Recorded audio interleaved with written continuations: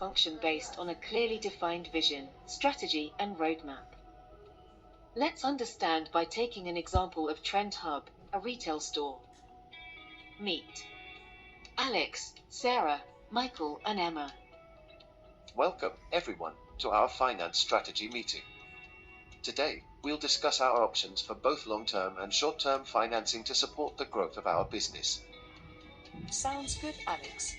It's essential to have a solid understanding of our financing options to ensure we make the best decisions for the company's future. Let's start by discussing our sources of long-term financing. Sarah, can you provide an overview of these options? Certainly, Alex. Long-term financing options include shares, debentures, term loans, lease, and hire purchase.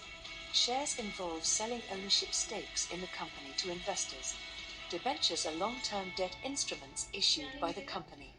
Term loans are loans with a fixed repayment period and interest rate. Lease and hire purchase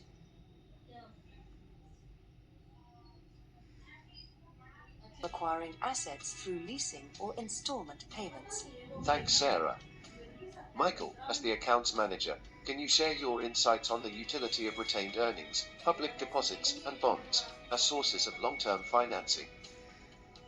Yes, Alex. Retained earnings are profits reinvested back into the company, providing a stable and flexible source of financing. Public deposits involve raising funds from the public through fixed deposits, providing an alternative to traditional bank loans. Bonds are debt securities issued by the company with fixed interest payments and maturity dates, attracting investors seeking steady yield. Now, let's turn our attention to short-term financing options. Emma, what are some sources of short-term financing available to business? Yes, Alex. Short-term financing options include bank finance, commercial paper, trade credit, and bills discounting. Bank finance involves borrowing funds from banks through overdraft facilities or short-term loans.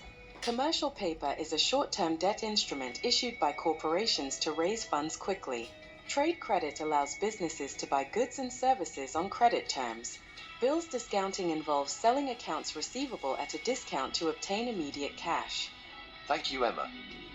Based on our discussion, it's clear that we have a range of financing options available to us.